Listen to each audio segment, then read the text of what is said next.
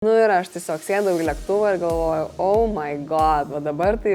Kas tau pačiai atrodo tas toksai užkulisis, kurio niekas kitas nemato? Vienatvė ir nežinomybės. Man grėsė labai didelė bauda. Ar galėtum apibrėžti sumą? Tai buvo 30 000 JAV dolerių. Ar nori pasakyti, kad prieš tai nepasitikėjai? Geras klausimas, tai lyginau save su jais. Tai kaip tada, Julija, atsirado ta meilė maistui? Maistas buvo įrankis, kuris man sukurdavo namus ten, kur jų nėra. Man pavyko patirti tokį koncentruotą mados industrijos variklį, dirbti su tikrai aukščiausiai savo srities profesionalais, su visais top vardais. Kūnas buvo esmė, o ne tavo veidas. Krausiuosi į New Yorką ir gyvensiu, žodžiu, JAV, pastato ant stalo šampūną, žinai. Nu ir mes einame ten vieną tualetą, 2 kvadratiniai metrai. Man žinai, kas įdomu, kaip ten su tom konkurencijom? Kaip bendrystė atsiranda irgi, kai tu sukiesi verdytame katile ir tiesiog komunikuokit tarpusavį.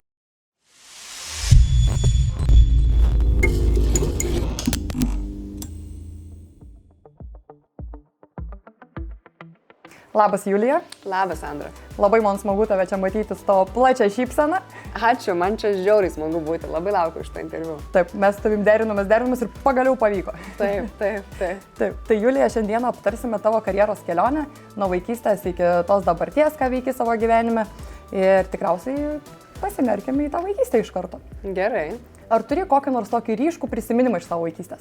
Turbūt turiu gal kelis, kurie tokie kažkokie įstrigę atmintyje. Tai šiaip labai daug tokių atsiminimų kyla iš vasarų sodyboje su mano seneliais, kur praleisdavau realiai visas savo vaikystės vasaras, visas vasaros atostogas, su gal kokios savaitės 2 grįžimų į Vilnių. Tai kažkaip labai daug yra to bendro laiko, kur aš, mano brolis, pusseserė, pusbrolis ir mes nešamės kažkokius dekius, statyti kažkokius štabus, kažkokias trobas iš žolių, iš medžių kažkur laukuose ir tiesiog tos tokios prisirpusios vasaros, labai daug klegesio ir to kažkokio vaikiškų išdaigų jausmo ore. O ar mėgdavai vaikystėj svajoti? Manau, kad taip. Buvai tas toks fantazijos turintis vaikas, kur neįsivaizdavo kažką, kokią gal svajonę atsimeni, kurią turėjai? Aš šiaip gal buvau toks vaikas, kuris lengvai susikurdavo kažkokias istorijas, kažkokius pasaulius savo žaidimams. Ir irgi, jeigu leisdavau laiką gamtoje, šiaip labai tą paminėsiu, nes žiauriai kažkokį artimą ryšį su gamta jaučiu ir poreikį laikui gamtoje, tokiam kaip terapiniam momentui. Ir man nereikėdavo ieškoti kažkokių veiklų ir galvoti, ką aš čia galiu veikti. Aš tiesiog išleiskit mane į lauką ir aš tenais kalbėsiu su paukščiukais, nežinau, iš kažkokių smilgų pinsiu kažkokius raštus, dėliosiu smėlyje kažkokius, nežinau, paveikslėlius ir panašiai. Tai tiesiog iš tos pusės gal buvo toks svajingas žmogus. Tai toks gamtos vaikas buvai. Jo, ir esu. Jo, ir čia tikriausiai iš senelių tada tas visas ir atėjo, kadangi dažnai būdavo ne ir per vasarą, ir ne tik tikriausiai. Taip, visiškai. Ir Julija, pasakyk, prašau, kuriam tam tokiam jau etape tu pradėjai suprasti ir tau pradėjo ryškėti kažkokia tavo karjeros kryptis, nes dažnai dabar ir moksleiviai tie patys nežino liktais, ką jie norėtų veikti, o tu esi dabar labai veiklus žmogus, turi nemažai veiklų ir skirtingų, sakyčiau. Tai kada tau pačiai išiškėjo tą akimirką? Ar tai buvo vaikystė, ar tai labiau kažkada vėliau įvyko? Buvo, sakyčiau, keli etapai gyvenime, kurie šiaip kur atrodė, kad čia jau žinau, kas bus mano gyvenime. Ir tada kažkaip gyvenimas gal kitaip galiausiai išrutuliojo, arba parodė, kad nebūtinai vienas tas variantas viena kryptis. Taip sakant, nulemtas ar nuspręstas, bet šiaip iki modeliavimo pradžios, kas buvo šiaip 14 metų, tai aš vis laikais įsivaizduodavau save, kad būsiu kažkokiam tokiam dalykiškam labai darbe ar profesijoje ir įsivaizduodavau tarsi tokią korporatyvinę, gal labiau ofisinę aplinką. Tikrai negalvojau, kad modelis būtų kažkokia mano karjeros veikla, nors porą metų aš lankiau modelių mados tokia kaip mokyklėlė, kur buvo labiau kaip choreografinis vaikščiojimas. Taip. Bet jau kai pasibeldė į duris tas rimtas modelio karjeros kelias, tai aš labai išsigandau Ir nes atrodė, o Dieve, čia kažkaip per daug rimta, tai užsienis, ką aš ten veiksiu, ką ten iš viso reikia daryti, labai daug nežinomųjų ir labai daug baimės. Ir tai va, o kai modelingas atsirado mano gyvenime ir tie prasidėjo pirmi tokie rimti projektai, kai pradėjau skraidyti ir į New Yorką, daryti madų savaitės, jau tą visą mėnesį, tą maratoną New Yorkas, Londonas, Milanas, Paryžius.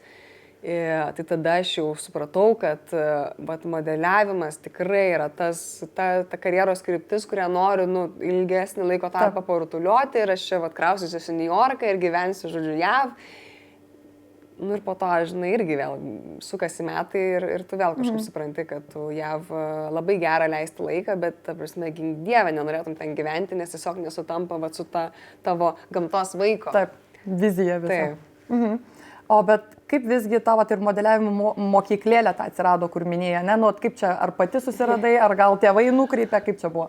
Šiaip labai juokinga istorija, nes apie modeliavimo mokyklėlę pasakė ir sugalvojo mano močiutės sesuo Onutė. Jinai kažkas sakė, Julija, čia labai maždaug tokia aukšta, žinai, laibutė, modelis galėtų būti maždaug. Tai atėjo į kokią modelių mokyklėlę reikia. Ir aš nežinau, kažkaip surado man tą modelių mokyklą ir pradėjau aš vaikščioti. Ir šiaip buvo labai smagu, smagi kompanija, tas visas užsiėmimas. Tai paskatino močiutės sesuo iš tikrųjų iš to keliu, nors vėliau modeliavime tai atsiradau tiesiog atsitiktinai gatvėje mane nuskautino. Bet galiu pasakyti, kad šiaip netikėtas posūkis, tikrai nesitikėjau, kad bus toks atsakymas.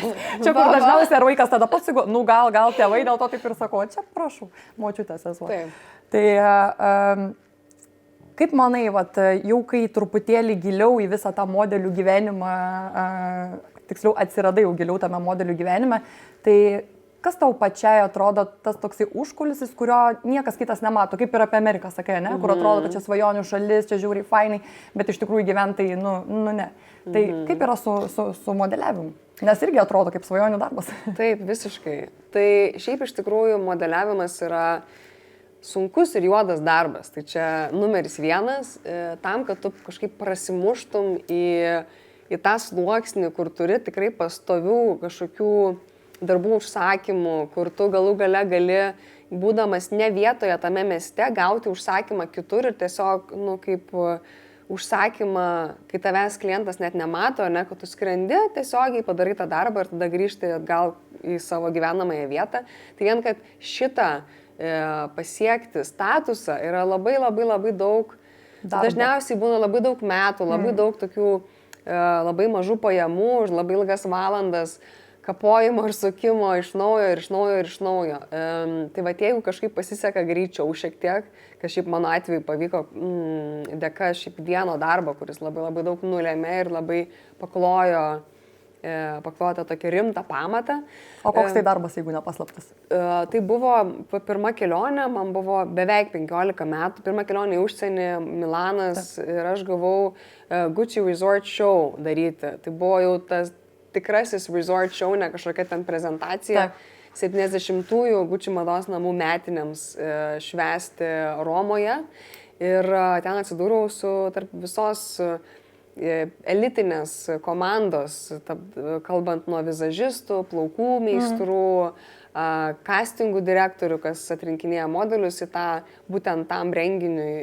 Ir to laiko, taip sakant, karščiausių manekenių. Ir po to sekė tiesiog labai atsakingas managementas ir jo dėka iš tikrųjų buvo kažkaip atsijoti man darbai, labai atrinkdavo tai, į kokius darbus mane leisdavo, aišku, nes reikėjo derinti ir mokyklą Lietuvoje, nes man nebuvo jokių klausimų, kad kažkaip galėčiau tą stabdyti.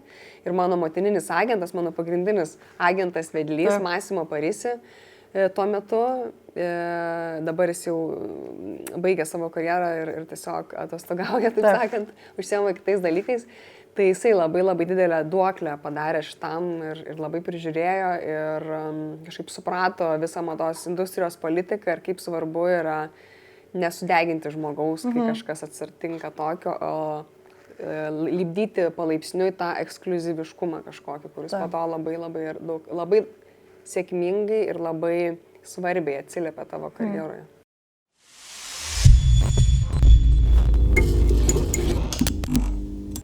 Tai girdžiu, kad realiai galimai netgi tau ir pasisekė su tuo, ne, tavo mentorium, sakykim. Labai. Bet ar buvo visgi pačiai kažkokia tokia, nemaloniausia situacija, kur buvai gal susidūrus tam modelių pasaulyje, kur pasakai ir iškart mintis šauna, žinai, apie ką aš čia?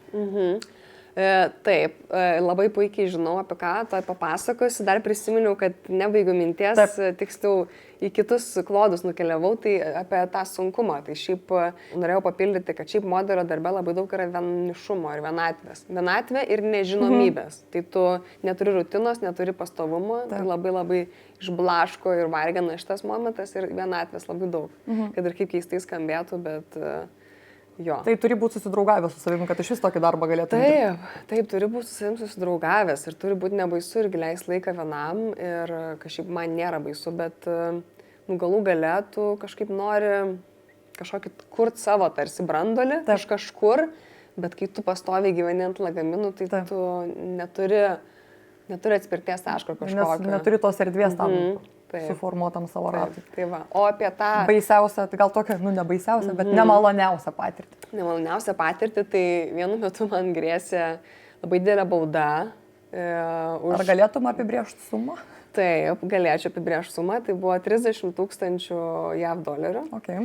Aš turėjau skristi reklamuotis vieno prekinio ženklo reklamai, to prekinio ženklo pakuotėms vienam produktui. Taip.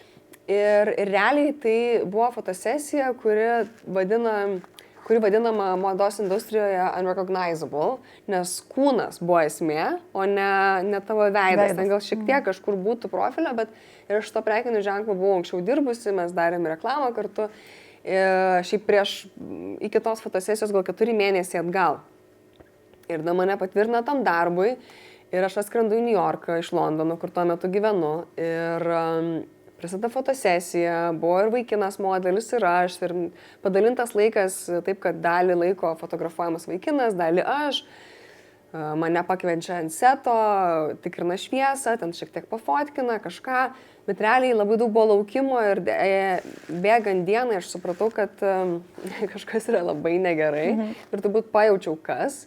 Kad, žodžiu, jai buvo nepatenkinti mano kūnu, nes, žodžiu, jisai neatrodė pagal juos taip sportiškai ir taip gal raumenys nebuvo išreikšti taip, kaip jie įsivaizdavo ar norėjo, kad būtų. Ir jo, o kad suprastumėt tą skirtumą, kuris skyrė ten tos keletą mėnesių, tai aš buvau priaugusi šiek tiek svorio, bet tai buvo labai mažai ir mados industrijai gal tai kaip biškai kitokie standartai. Deja, taip, jie tikrai vis dar egzistuoja, bet ir mažiau pasportavusi turbūt buvau tame laikotarpyje, bet šiaip aš vis tiek buvau visiškai modelio sudėjimo, leknutė, visą kitą. Ir manęs jie nenufotkino. tą dieną nepadarė va, to, taip sakant, tos fotosesijos, ką planavo su manimi. Ir atėjo tada žmogus, atstovas prekinio ženklo, kurį aš jau daug metų pažįstu ir sako, Julija, sorry, kad čia taip, nu, tipo, žinai, paleisim tave namo, maždaug grįšiu su tuo skrydžiu, kaip ir planuota tau šiandien vakare.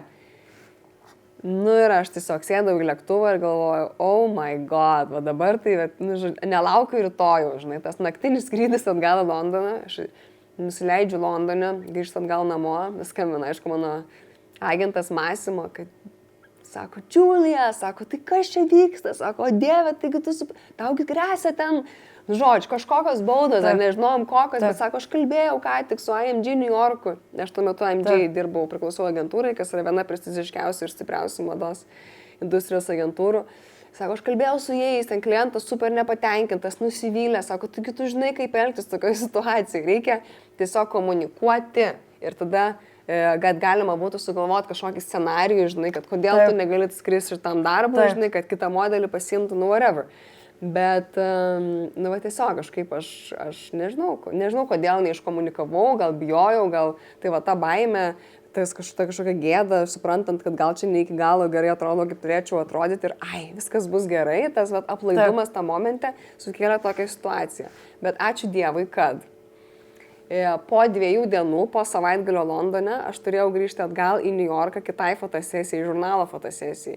Ir aš atskridau į New Yorką ir tada susitikau su savo New Yorko agentu, kuris realiai norėjo pažiūrėti, tai kaip aš atrodau, kaip aš realiai, nu, va, su manimi susitikti. Ir mes susitikom ir jisai sako, bet tai sako, tu gerai atrodai, viskas okei, sako, labai gerai, kad tu čia nais esi, aš sako, turiu dabar labai rimtą pretekstą, taip sakant, pokalbį, diskusijai su klientu dėl šitos baudos, nes tada jau žinojau, kad tai yra 30 000 JAV dolerių. Taip. Nu ir aišku, jokio užmokesčio už tą darbą, nes aš jo negyvendinau. Tai galiausiai gavosi taip, čia ką reiškia stiprus managementas ir užnugaris ir kaip svarbu yra tokį turėti. Prestižiniai agentūrai priklausyti. Tai aš praskridau namo ir kitą dieną gaunu atsakymą, kad nebus man jokios baudos ir plus jie dar sumoka mano darbo fee. Tai va šita situacija, nu, tiesiog tokia, visiškai, kur įsiminė ir kur... Jo, visiškai legendinė, bet nu, labai daug ir pamokė ir labai daug dėkingumo, aišku, jaučiu tuo metu. O kokia šiaip didžiausia gal pamoka netgi šitos situacijos tau pačiai? Ar čia labiau apie save buvo, žinai, kažkoks atsakymas, kad čia viskas, žinai, su manim gerai, ar kažkokia kita gal? Komunikacija. Tiesiog komunikuokit tarpusavyje. Nu, čia yra taip svarbu, man atrodo, bet kokiam darbe, bet kokioj profesijoje tas aiškumas. Ir nesvarbu, nu, tai tavo kaltė, ne tavo kaltė, bet bent jau iš savo pusės turi padaryti viską, kas yra tavo rankose. Ir tas atvirumas gali visiems tiek problemų sutaupyti. Tai vat, labai svarbus aspektas. Communication is the key.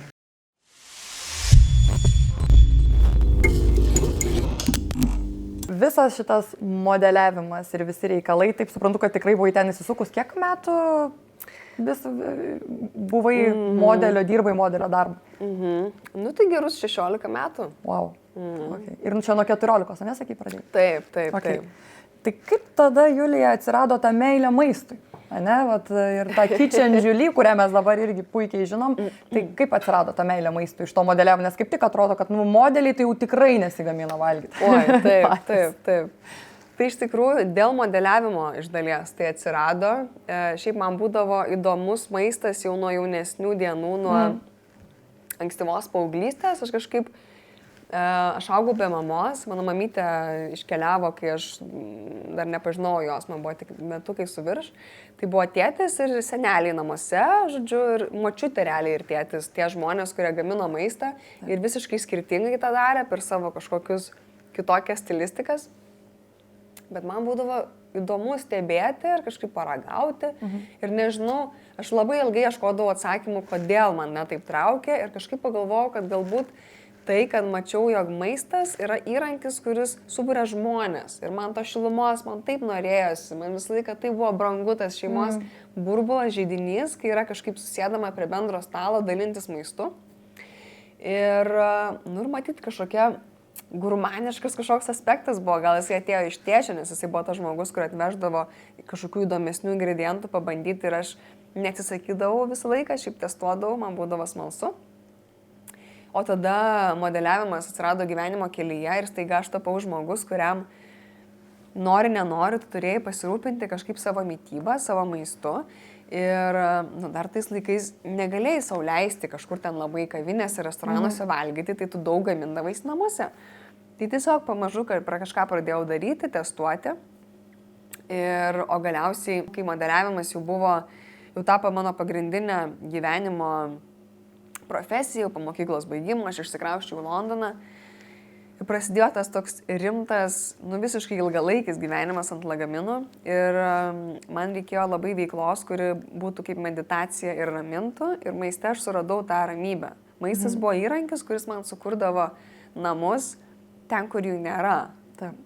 Ir aš pradėdavau kažkaip eksperimentuoti su skoniais, tada aišku jau akiratis buvo labai prasiplėtęs nuo visų kelionių ir jau nuo galimybės valgyti įvairiausiose vietose. Ir draugai iš tikrųjų buvo tie žmonės, aš rengdavau bendras vakarienės Londone, suburdavau visus mūsų lietuvius draugus ir komentuodavo jie, kad oi, skanu, patinka, daryk dar, rašyk blogą. Ir aš taip tinklaraštį, žodžiu, savo. Ir aš kažkaip pradėjau tą tinklaraštį, jį skaitė ta saujelė draugų turbūt tuo metu ir tai buvo visiškai tiesiog, toks kaip informacijos download į kažką ir ramybė ir įrankis gerai praleisti laiką, o tada galiausiai kažkaip pradėjo Instagramas tapti tą platformą, į kurią visų žmonių dėmesys ir srautas krypo, pradėjo visi dalintis medžiagą savo kažkokią. Ir aš pradėdavau grįžti dažniau į Lietuvą, tada galiausiai išsikrauščiau atgal į Lietuvą ir kažkaip viskas išsirutuliojo ir Kitchen Julie tapo jau nebe tik tais kažkokių hobių, bet... Ne tik pasidalinimui draugams. Taip, bet pradėjo kreiptis į mane kažkokie prekiniai ženklai, tada pradėjau kurti jiems turinį pamažu ir tai vis tiek buvo toks, tik tai side hustle visiškai. Bet galiausiai išsirutuliojo. Ir šią akimirką Kitchen Julie yra tavo toks pagrindinis pajamų šaltinis, sakykime, ir tai, tai kuo tu gyveni. Visiškai. Žinau, kad tau ir estetika yra labai svarbi, aišku, žiūrint tavo profilį tikrai iškart jaučiasi ir matosi, tai ir tas tikriausiai modeliavimas irgi perėjo ir tą visą estetiką, kad maistas turi būti ne tik skanus, bet dar ir gardžiai atrodyti. Taip, vienareikšmiškai aš šiaip žiauriai džiaugiuosi tą modeliavimo patirtimi ir kad man pavyko patirti tokį koncentruotą mados industrijos variklį, dirbti su tikrai aukščiausiai savo srities profesionalais, su visais top vardais. Ir ką tas davė, tai nuolatinį exposure, nuolatinį, žodžiu, galimybę pamatyti stipriausią profesionalų darbą iš skirtingų kampų. Tai nesvarbu, ar tai būtų fotografas, ar videografas, ar seto dizaineris, ar tiesiog viskas, tiesiog skonio prasme, estetikos prasme, viskas buvo, tai formavo mano skonį galų gale. Ir tai kaip aš matau detalės visas. Jo, viską, nesvarbu, ar tai maistas, ar tai stalo kompozicija, ar tai galų gale interjeras ir mada, ir tai kaip tu atrodai.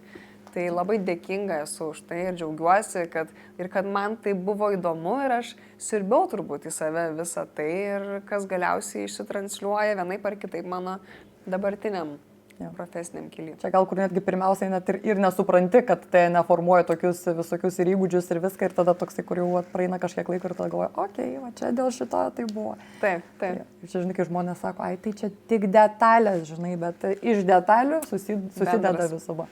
Taip.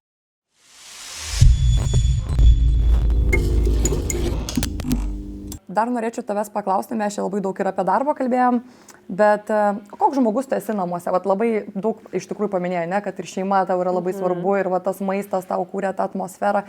Tai koks žmogus esi namuose, kai nesi toj social erdvėje, kur nieks tavęs nemato? Šiltas, šiaip nuoširdus, toks, man draugai ir draugė sako, šiaip dažnai tikrai ne kartą yra minėję, kad sako, o tu esi va tas toks, sako, su tavim gera būti. Tiesiog, kai žinai, kad eini pas Juliją arba su Julija, tai sako, žinai, kad yra kažkoks saugumas, ramybė ir ta šiluma ir meilė. Tai turbūt šitas aspektas, manau, labai stiprus ir tai kaip mane mato draugai ir artimiausi žmonės. O kitas yra, kur gal kaip tik mažiau matomas ir socialiniai erdvėje, tarkim, ar ne, mažiau užsitransliuojantis. Tai mano ta tokia žaisminga, kažkokia pašėlusi ir nutrūktgalviška pusė, nes aš šiaip toks esu pakankamai, kažkokiam tokiam įdomesniam nuotykiam pasirašantis žmogus ir biški crazy, labai prikolinantis ir toks, kur, nežinau, ten sako, jeigu kažkas pasakytų, oi, tai čia Julytė, jinai sako, jo, ten nudisų plėdžia, ten laksto, aš daug jogą nuoga daro ir nesvarbu, kad aplinkui yra daug žmonių, tai va toks kažkoks. Tai čia tikriausiai iš tos tokios irgi inercijos atsirado ir šefų kovos iki, kur dabar čia ėjo. Ne, čia irgi tikriausiai pasirašai tokia, kur, gerai, važiuojam. Ar kažkaip kitaip galvo? Panašiai, iš tikrųjų, tai gavau užklausą, ar galiu būti tas žmogus, iš kurių renkasi. Ir aš galvoju, pirma mintis buvo, o Dieve, bijau, koks čia telika eiti? Ne. O, čia gerai, reiškia, reikia. Jo, okei. Jo, čia kur pirmiausia, gal ne, o tada... Važiuojam, kada ne dabar.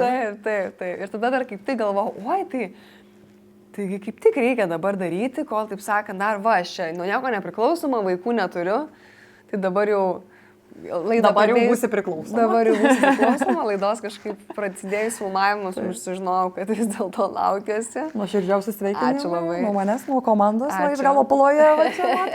Taip, tai tikrai sveikinu. Tai va, bet tai va, įgyvendinau tą projektą ir šiaip žiauriai džiaugiuosi, kad pasirašiau, labai daug irgi išmokau, labai buvo įdomu pamatyti užkulisius, kažkokio tokio televizijos projekto ir, įspirti savo į šikną reikia. Laiks nuo laiko, man atrodo, reikia pastatyti save į nepatogią padėtį ir ten, kur tu bijai ir tu jautiesi nesaugiai, tai ten labai daug atsiranda erdvės augti. Išlipimas iš komforto zonos visą laiką paaugina. Kur nesinori, bet reikia. Taip. O ir, pavyzdžiui, šito TV projekto, irgi ką išsinešiai, kokia tavo atrodo irgi ta tokia pagrindinė mintis, kur liktais bijojai, bet nuėjai ir kokia išvada? Labai daug pasitikėjimo savimi davė, iš tikrųjų. Nes Ar nori pasakyti, kad prieš tai nepasitikėjai savimi? Geras klausimas. Pasitikėjau savimi tame, ką aš darau. Bet tai buvo vėlgi nauja plotmė, kur žinau, kad teks gaminti nes mano tempu, ne ten, kur aš, taip sakant, medituoju, dėlioju. Estetiškai dėlioju. Taip, kur visą laiką bus kažkokie trukdžiai, kur prie ko aš nesu įpratus. Aš nesu įpratus dirbti kaip mano kolegos restoranų šefai, kur visą laiką yra, taip sakant, ant aukščiausio streso ir jie vis tiek susifokusavę ir jie deliverina, ta prasme, iki maksimumo viską. O man tai buvo nauja ir plus, kai tu žinai, kad bus dar Dainius ir Liutauras, taip, tai baisu, aišku, aš nesu šefas šiaip, aš esu kulinarė ir šiaip esu savamokslė kulinarė, kuri taip labai daug tai eksperimentuoja, daug domisi ir jau labai daug tikrai suprantau, žinau ir moku, bet buvo labai baisu, nes lyginau save su jais, irgi toks kažkoks... Bet tai kiekvieną kartą, kai aš tiesiog labai skaniai gyveninau patiekalą, čia mano būdavo tikslas tos laidos, kad tiesiog tikrai kokybiškai padaryti tai, ką aš darau. Tai man būdavo laimėjimas ir labai jaučiau palaikymą iš šefų iš tikrųjų. Ir supratau, kad net ir po tokiom situacijom, tokiamis aplinkybėmis, aš vis dėlto galiu deliverinti tai, ką aš darau ir tą padaryti labai gerai. Ir tai čia tas ir buvo, kur toks, okei. Ir ties kokia jau 4-5 laida jau buvo toks atsipalaidavimas ir tiesiog mėgausi eiga.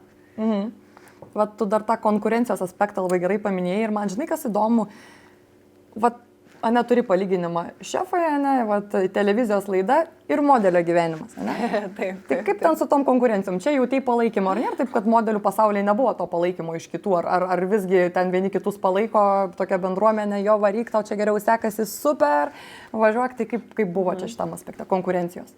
Gal iš esmės jaučiau konkurenciją, arba kaip modelis jaučia konkurenciją šiaip iš bendrai ir kažkokį spaudimą, nes yra labai daug kitų manekenių, kitų modelių, kuriuos tu tikrai matai ir atrankose, arba žinai apie juos, susitinki madų savaitės, ypač jeigu yra, tai tu tiesiog pastoviai matai tos žmonės ir tada žinai ir matai, tai kuriuos čia atsirinko, kuriems čia gerai sekasi ir panašiai. Bet aš nežinau, ar kažkokio piktybiško būčiau labai jautusi aspekto, tai ne, turbūt to nebuvo ir vis tiek kažkaip tokių gražių kažkokių akimirkų buvo, tokių crazy akimirkų, kur dabar, kai pagalvoji, labai miela prisiminti, kai gal kažkokia bendrystė atsiranda irgi, kai tu sukiesi verdytame katile ir labai vėl paminėsiu tas madų savaitės, nes tai yra tokia patirčių toks koncentratas, kur yra visi be miego, nuvargę, ypač jeigu tau gerai sekasi, tu ten darai po keli šou per dieną, tada tarpuose dar yra primatavimai, tada dar yra ir castingai ir tada dar turi skristi į kitą šalį ir tas pats sukasi. Ir tu vis labiau esi neišsimiegojęs, vis labiau visą laiką lėkime visiškam ir, nežinau, bėgi iš kažkurio šou New York'e į ten pas Calviną Kleiną, nes callbackas, tai yra, pašaukia tave atgal, nes jau siaurina žmonių ratą, kuriuos renkasi šou ir tu esi tame rate.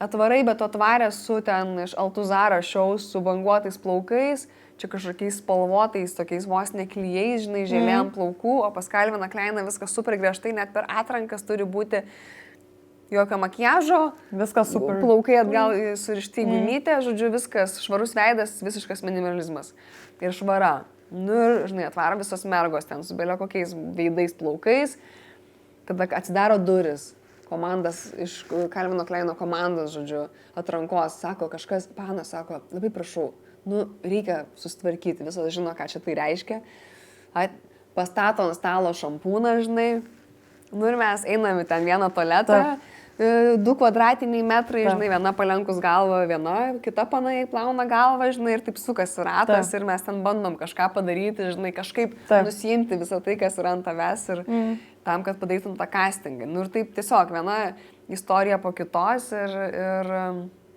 tai vat kažkoks yra toks, nu...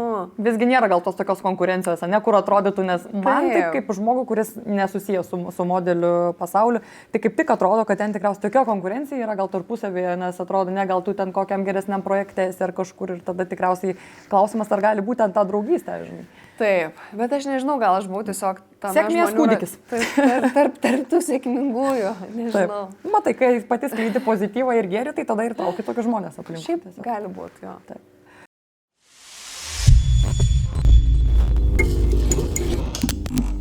Tom merginom jaunom, kurios apie tai galvoja, žinai, ir galbūt irgi norėtų žengti tuo karjeros keliu, kokie būtų tie 3 top ingredientai, kas galėtų lemti tą sėkmę? Tai va, komunikacija, kurią paminėjau anksčiau, būtinai atvirumas ir aiškiai išsakyti, per ką tu eini, kas tau sunku, ko tu nesupranti, klausti, kalbėtis, išsiaiškinti kuo daugiau, kad neliktų kažkokių klaustukų ir nežinomųjų. Tada profesionalumas, tai čia toks, nu, kaip ir obvious dalykas, bet ne visada yra obvious. Tai tiesiog visada būti laiku, būti pasiruošus, tai, nu, tai žinai, ko iš tavęs reikalaujama, galų gale arba sužinosi, tai kad tie aspektai, bent jau kažkokie baziniai, būtų visada įgyvendinti, nu jo, ir atsakomybė iš savo pusės. Merginos, užsirašom ir įgyvendinam. Gerai, ačiū labai, Julija. Ačiū. Ir dar trumpas klausimėlis dėl to, kaip iš to modelio perėjai į tą visą virtuvės reikalą. Tai irgi žmonėms, kurie galbūt yra nebūtinai modelių pasaulyje, bet kitam ir kur galbūt nori pakeisti kryptį, visą laiką būna baisu. Ne? Ar nebuvo pačiai tas toksai, kur, nu, ar man čia dabar tikrai to reikia. Tai va, taip. Kaip manai, kokį patarimą irgi duotų? Tai tiesiog bandyti, jeigu jau yra noras ir atsivėrė kažkokios duris, nu tai kodėl nepasinaudoti tuo. Taigi visada, jeigu kažkas labai, nežinau, nepavyks, nepasiseks, nepatiks galų gale, tai visada gali grįžti arba vėl į kažkokią naują linkmę nueiti, bet vat, blemba, nu brangus tas gyvenimas, laikas tirpsta, ar ne, nu, ir baisu yra, ir ta nežinomybė, bet, nu, kažkaip siūskit save, meskit į tas, taip sakant, iššūkius ir vis tiek galų gale mes sugebam daug daugiau negu mums atrodo. Ir mes bijom ir atrodo, kad didžiausi sunkumai, nesvarbu kokie išgyvenimai ateina gyvenime, bet tu vis tiek juos praeini kažkaip. Ir jau kai praeini, tada atrodo, ai, nu jo, čia bendrai, va, visai nieko. Ai, žinai, man išėjo, nu tai išeis ir šitą kartą. Ačiū už patarimus. Ir kozerinis laidos klausimas, žinoma, apie tą alter ego. Taip. Tai, Julija, koks gyvūnas geriausiai galėtų atspindėti tą tavo asmenybę? Galvoju, kad čia bus visai netikėtas, nes nesugalvojau. Šiandien ryte išlipus iš dušo buvo toks eureka momentas. Ir aš tokia, chameleonas. O, prašau, kodėl chameleonas? Nes kažkaip pagalvojau apie tai, kad įvairiausių patirčių buvo gyvenime ir tikrai, kur reikėjo visaip vienaip kitaip suktis. Ir daug savo pusių pamačiau ir pamatau ir žinau, kad dar nauji žingsniai gyvenime laukia. Tai tarsi tas chameleonas, kur spalvas keičia. Ir dar jisai turi kažkokį magišką aspektą, kas man yra labai artima. Tai todėl. Turi tikrai magišką energetiką, galiu patvirtinti. Tai va, labai fainai, ačiū, kad čia buvai su mumis. Ačiū. Lauksime epizodą.